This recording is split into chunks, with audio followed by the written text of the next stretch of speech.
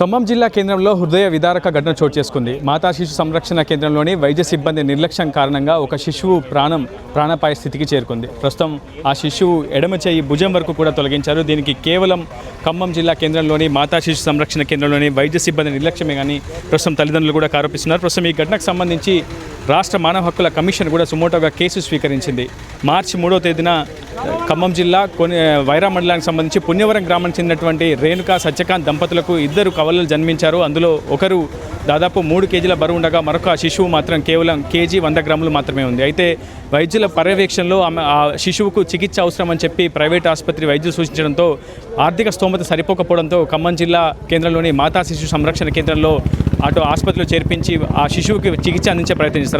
అదే సమయంలో వైద్యులు ఆ శిశువు యొక్క ఎడమ చేతికి క్యాండిలా ఏర్పాటు చేయాల్సి ఉంటుంది. అయితే వైద్య సిబ్బంది నిర్లక్ష్యం కారణంగా, అంటే నిజానికి ఒక సీనియర్ సర్జన్ ఒక పీడియాట్రిషియన్ సమక్షంలోనే పర్యవేక్షణలోనే ఆ క్యాండిలాను కూడా ఫిక్స్ చేయాల్సి ఉంటుంది. కానీ కేవలం సిబ్బంది నిర్లక్ష్యం కారణంగా, వైద్య సిబ్బంది నిర్లక్ష్యం కారణంగా చేసినటువంటి పని వలన ప్రస్తుతం ఆ శిశువు ఎడమ చేతికి పూర్తిగా ఇన్ఫెక్షన్ సోకింది. ఒక దశలో శిశువు ప్రాణాపాయ స్థితికి చేరుకుంది. ప్రస్తుతం వెంటనే నిలోఫర్ ఆసుపత్రికి ఆ చిన్నారిని తరలించడంతో అక్కడ ఉన్నటువంటి వైద్యులు పూర్తిగా సర్జరీ చేసి ఆ భుజం వరకు కూడా ఎడమ చేతిని తొలగించారు. ఆ తర్వాతే ఆ శిశువు ప్రస్తుతం ప్రాణాపాయ స్థితి నుంచి గట్టెక్కాడని చెప్పుకోవాలి. ప్రస్తుతం ఆ ప్రమాదకర స్థితి నుంచి కూడా ఆ శిశువు గట్టెక్కాడు. ప్రస్తుతం కుటుంబ సభ్యులను వారితో మాట్లాడించే ప్రయత్నం చేద్దాం. అమ్మ, అసలు ఏం జరిగింది? ఖమ్మం జిల్లా ప్రభుత్వ మాతా శిశు సంరక్షణ కేంద్రంలోకి మీరు ఎప్పుడు వెళ్ళారు, ఎప్పుడు ఆశ్రయించారు వైద్యులని? అసలు శిశువుకి ఏమైంది అసలు?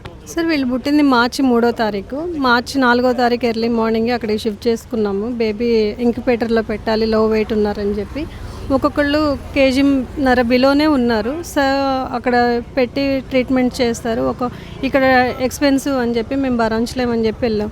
ట్రీట్మెంట్ 15 days 16 days బాగానే జరిగింది సార్. 7th 8th డేస్లో క్యానులా, అంటే బాడీ మొత్తం అక్కడక్కడ కుచ్చేసి ఎక్కడ దొరకట్లేదని చెప్పి ఎగ్జిలర్లో క్యానులా పెట్టారు. ఎగ్జిలర్లో క్యానులా అంటే ఓన్లీ సర్జన్స్ మాత్రమే పెట్టాలంట. ఆ విషయం అసలు మాకు తెలియదు. అది అయ్యాక మేము అడిగినామని క్యాన్లా మొత్తం తీసేసి దీనికి ఇట్లా ఆయింట్మెంట్ పూపించారు సార్. ఆయింట్మెంట్ పూపిస్తే బాగానే ఉంటుంది, తగ్గిపోతుంది అని అంటే మేము నైట్ అంతా ఆయింట్మెంట్ పూసుకుంటే కూర్చున్నాము. అయినా తగ్గకపోతే హ్యాండ్ మొత్తం నల్లగా అయిపోయింది. ఏంటి మేడం ఇలా అవుతుంది అది ఇది అని చెప్తే మీరు హైదరాబాద్ వెళ్ళండి, హైదరాబాద్లో అంటే మమ్మల్ని డాప్లర్కి పంపించారు. బయట దీనికి ఇది చూపించా, ఇది అయ్యాక డాప్లర్కి పంపిస్తే తను డాప్లర్ చేసి చెయ్యకముందే చెప్పింది హ్యాండ్ మొత్తం పోయింది, ఏముంది అసలు ఆ హ్యాండ్లో మొత్తం బ్లాక్ వచ్చేసింది, మొత్తం గ్యాంగ్రింగ్ ఫామ్ అయింది, ఏం లేదు ఆ హ్యాండ్లో, హ్యాండ్ మొత్తం తీసేయాలని చెప్పింది. అదే మాట మేము వాళ్ళకి ఫోన్ చేసి చెప్పాము. అంటే రిపోర్ట్స్ రాకముందు, స్కానింగ్ అవ్వకముందే ఏంటి ఇలా అంటున్నారు అని అంటే వాళ్ళు అలానే అంటారు, వాళ్ళ మాటలు ఎందుకు నీకు, నువ్వు వచ్చేసాయి అది ఇది అని చెప్పేసి అని అన్నారు. సరే మనం పాజిటివ్గానే అంటే మమ్మల్ని ఊకే అనేవాళ్ళు, నువ్వు నెగిటివ్గా ఉంటే నెగిటివ్ ఉంటుంది, పాజిటివ్గా ఉంటే పాజిటివ్ ఉంటుంది అని అంటే ఇట్లా ఉంది కదా, మనం ఊరికే అనవసరంగా ఆలోచిస్తున్నాం, మేము అట్లా వద్దులే అని చెప్పి మేము కూడా ఏం కాదు మా చెల్లి చెప్తున్నా కూడా నేను దాన్ని అరిచినాను 2-3 సార్లు. ఏం కాదని వాళ్ళు చెప్తానంటే పొద్దాక చెయ్యి అంటావేంటి అని చెప్పేసి కూడా అన్నా. కానీ అది చివరికి హ్యాండ్ మొత్తం తీసేయాల్సిన పరిస్థితి వచ్చిందనంటే వాళ్ళు మాట్లాడుకొని ఆ డాప్లర్ రిపోర్ట్ వచ్చాక అది చూసుకొని మేము నిలోఫర్లో మాట్లాడాము, బెస్ట్ సర్జన్స్ ఉన్నారు, వాళ్ళతో మాట్లాడాము మీరు ఇప్పుడు వెళ్ళండి, అక్కడ జస్ట్ క్లాట్ ఉండిందంటే ఎల్బోలో, ఆ క్లాట్ కరిగిపోతుంది వాళ్ళు ఇంజెక్షన్ చేస్తే. లేదు కరగలేదు అని అంటే చిన్న కట్టు పెట్టి ఇంజెక్షన్ అదే సర్జరీ చేసి తీస్తారు అని అంటే ఇప్పుడు బ్రెయిన్కే క్లాట్స్ ఉన్నాయి అంటే సర్జరీ వల్లనో ఇంజెక్షన్స్ వల్లనో కరుగుతున్నాయి కదా, సో ఇది కూడా అంతేనేమో అన్నట్లు మేము చెప్పాము. అదైనా సరే రేపు మార్నింగ్ వెళ్తామంటే లేదు ఇప్పుడు మీరు వెళ్ళాల్సిందే, మేము అందరితో మాట్లాడి పెట్టేసాము, అంబులెన్స్ కూడా రెడీగా ఉంది, మీరు వెళ్ళాల్సిందేనంటే మేము హడావుడిగా వెళ్ళాము. ఇదంతా నిజమేనేమో అనుకుని ఆడికి వెళ్ళాక అక్కడ డాక్టర్లు, ఇక్కడ డాప్లర్ డాక్టర్ ఏం చెప్పిందో స్కానింగ్ డాక్టర్ ఆవిడ కూడా అదే చెప్పింది. ఆడ PG doctor sir, normal PG డాక్టరే చూడంగానే చెప్పేసింది ఇది గ్యాంగ్రింగ్ ఫామ్ అయింది, హ్యాండ్ మొత్తం తీసేయాలి, అసలు ఏం జరిగింది ఏంటి అని అంటే ఇట్లా సో అండ్ సో అని చెప్పాము. చెప్తే మిమ్మల్ని మ్యానిపులేట్ చేసి పంపించారు, మీరు అక్కడ ఉంటే కేసు వేస్తారు అనుకున్నారు వాళ్ళు, ఇది చాలా పెద్ద ఇష్యూ అవుతుంది, మీరు వదిలిపెట్టకండి అని చెప్పి వాళ్ళు సలహా ఇచ్చారు. సరే ముందైతే బేబీకి క్యూర్ అయ్యి బేబీ సేఫ్ అయితే చాలు మేము తర్వాత చూసుకుంటాము అని అంటే ఈ బేబీ ఇన్ని రోజులు 23 days అయింది సార్. ఇక్కడ ఇన్ని రోజులు మదర్ మిల్క్ తాగింది కదా 23 days. ఆడికి వెళ్ళంగానే డే 24-25లో పాలు లేక ఫార్ములా మిల్క్ ఇస్తుంటే బేబీకి బాగా సీరియస్ అయిపోయి అంటే వెయిన్స్ కూడా దొరకట్లేదు, షుగర్ లెవెల్స్ వచ్చేసినాయి, ఫిట్స్ వచ్చినాయి మధ్యలో. ఇవన్నీ అవుతుంటే వాళ్ళు సెంట్రల్ లైన్ వేసి ట్రీట్మెంట్ స్టార్ట్ చేశారు సార్. ట్రీట్మెంట్ స్టార్ట్ చేసి సెంట్రల్ లైన్ వేస్తున్నాము. బేబీ ఓకే అయితే స్టేబుల్ అయితే ఏదన్నా చేద్దాము, లేదంటే మేము ఏం చేయలేము, నీకు 40 minutes టైం ఇస్తాము. బేబీ కూడా బ్రీతింగ్ ఆపుకుంటుంది కావాలని. బేబీ కూడా సపోర్ట్ చేయట్లేదు. బేబీ సపోర్ట్ చేస్తే ఏమన్నా చేయగలుగుతామని అన్నారు. మేము అలానే ఇంకా ఏం చేస్తాం, మా చేతిలో ఏం లేదు కదా, చూసుకుంటా కూర్చుని ఉన్నాము. తీరా ఇంకొక డాక్టర్ వచ్చి ఏం కాదులే, నువ్వు టెన్షన్ పడకు, చూద్దామని చెప్పి బేబీ స్టేబుల్ అవుతుంది, ఏం కాదని చెప్పి ఈ యాక్సోపెరాక్స్ ఇంజెక్షన్ ఉంటుందండి సార్, అది ఇయటం స్టార్ట్ చేస్తారు. అది ఇయటం స్టార్ట్ చేశాక బేబీకి ఇలా హ్యాండ్ బ్లాక్ అయిపోయింది. ఇది అయిపోయాక కటింగ్ ఈజీగా ఉంటుంది, బాడీకి ఎక్కట్లేదని మనకు అర్థం. ఇట్లా ఉంటే మాత్రం మనం భయపడాలి, వెంటనే బేబీ డెత్ అవుతుంది బాడీ స్ప్రెడ్ అయ్యి. ఇది స్ప్రెడ్ అవ్వకుండా మేము ఇంజెక్షన్ ఇస్తున్నామని వాళ్ళు క్లియర్గా చెప్పారు. నువ్వు భయపడ మాకు, ఏం కాదు, బేబీ స్టేబుల్ అయిందంటే తర్వాత మనం సర్జరీ చేద్దామని అంటే సర్జరీకి కూడా వాళ్ళు చాలాసార్లు ట్రై చేశారు సార్. నీలోఫర్ వాళ్ళు ఉస్మానియా నిమ్స్ ట్రై చేశారు.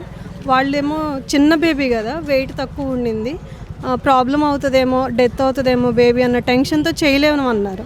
మళ్ళీ నీలోఫర్ వాళ్ళు మన పొంగులేటి శ్రీనివాస్ గారు పిఏ పాలకుర్తి వెంకటేశ్వర గారు మాకు తెలిసిన వాళ్ళ ద్వారా వాళ్ళ నెంబర్ తీసుకొని ఆయనకు కాల్ చేస్తే ఆయన కోఆర్డినేషన్ చేసి ఉస్మానియా వాళ్ళు నీలోఫర్ వాళ్ళు కోఆర్డినేషన్తో బేబీకి యాంప్టేషన్ చేశారు సార్. ఇది జరిగింది. వచ్చాక అందరూ చెప్పారు వచ్చేటప్పుడు కూడా, నువ్వు వదిలిపెట్ట మాకు, 3 months బేబీని కష్టపడి చాదావు, మీ చెల్లి లేకపోయినా ఎవరు లేకపోయినా నువ్వు వాడికి ఏదో ఒకటి లైఫ్ సెక్యూరిటీ చేయాలి, నువ్వైతేనే అవుతుంది అనేసి మా వాళ్ళు అక్కడ ఫ్రెండ్స్ కానీ డాక్టర్స్ కానీ ఎవరైనా సరే ఇదే మాట, వాడిని వదిలిపెట్ట మాకు, ఏదో ఒకటి చెయ్యండి, మీరు మీడియా దగ్గరికి వెళ్ళినా పని అవుతుంది, ఎవరి దగ్గరికి వెళ్ళినా పని అవుతుంది అని అంటే నేను రాంగ్లోనే కృష్ణ అంకుల్ని కలిసాము. కృష్ణ అంకుల్ నెంబర్ తీసుకొని తనకి కాల్ చేయగానే నిన్న పొంగులేటి శ్రీనివాసరావు గారి అపాయింట్మెంట్ తీసుకొని తను మాకు కల్పించారు. ఆయన వెంటనే స్పందించి కలెక్టర్తో మాట్లాడమన్నారు. ఈరోజు కలెక్టర్ని కలవడానికి వచ్చాము. ఏదైనా ఎండ్ ఆఫ్ ది డే బేబీకి న్యాయం జరిగి తన ఫ్యూచర్ బాగుంటే చాలు సార్. ప్రభుత్వ ఆసుపత్రుల్లో వైద్యుల పనితీరుకి ప్రస్తుతం ఈ శిశువు అద్దం పడుతున్నారని చెప్పుకోవాలి. ఏ స్థాయిలో వైద్యులు నిర్లక్ష్యంగా వ్యవహరిస్తున్నారు, క్షేత్రస్థాయిలో ఇటువంటి రోగులకు, చిన్నారులకు ఎటువంటి వైద్యం అందుతుందో ప్రస్తుతం ఈ పరిస్థితిని చూస్తే అద్దం పడుతుంది. ప్రస్తుతం ఈ విషయంలో మంత్రి పొంగులేటి శ్రీనివాసరెడ్డి కూడా ఈ సమాచారం అందడంతో వెంటనే జిల్లా కలెక్టర్ని కూడా ప్రస్తుతం బాధితురాలు కలిసేందుకు అపాయింట్మెంట్ కూడా అందించినట్టు తెలుస్తుంది. ప్రస్తుతం పొంగులేటి శ్రీనివాసరెడ్డికి సంబంధించినటువంటి వర్గీయులు కూడా ప్రస్తుతం ఆ బాధితురాలికి అండగా నిలిచి జిల్లా కలెక్టర్ను కలిసేందుకు ప్రయత్నాలు చేస్తున్నారు. అసలు ఏం జరిగింది, కలెక్టర్ గారితో మీరు చర్చించారా, మంత్రి గారు ఏం చెప్పారు సార్? వీళ్ళు హాస్పిటల్కి వచ్చిన గవర్నమెంట్ హాస్పిటల్కి వస్తే ఇష్యూ జరిగింది, హైదరాబాద్ పోతున్నాం అని చెప్తే మేము పొంగులేటి గారు పిఏ గారు పాలకుర్తి వెంకటేశ్వర గారు హైదరాబాద్లో ఉంటారు, ఆ సార్కి ఫోన్ చేసి చెప్పగానే వాళ్ళకి ఫోన్ స్పందించి సారు చాలా న్యాయం చేశారు. మేము కూడా మాట్లాడి చెప్పాము. తర్వాత పాపం వీళ్ళు రావడం వల్ల లేట్ అయింది, అక్కడ చెయ్యి తగ్గడం 3 months పట్టింది. 3 months పట్టింది కాబట్టి ఇక్కడికి వచ్చిన తర్వాత మనం ఫాలోఅప్ చేసినాము, మీడియాకి చెప్పాము. తర్వాత సార్ కూడా దయాకర్ రెడ్డి గారికి చెప్తే దయాకర్ రెడ్డి గారు సార్ని కలుపు, అయినా ఇప్పుడు ఏం చేద్దామంటే సార్ ఈ అబ్బాయికి ఏదో ఒక న్యాయం జరగాలి సార్, అవిటివాడు ఏం చేయదు కాదు కదా అని చెప్పడం జరిగింది. అయితే సార్ని కలపమన్నారు, నేను సార్ని కలిపాము. సార్ని కలిపితే సార్ అర్జెంటుగా ఎమ్మటే కలెక్టర్ గారికి ఫోన్ చేసి మీరు సార్ ఇట్లా వచ్చారు, మిమ్మల్ని ఎప్పుడు కలవమంటారంటే రేపు ఉదయం వచ్చి కలవమని చెప్పారు. తన కోసం వచ్చాము, ఇంకా కలవలేదు సార్.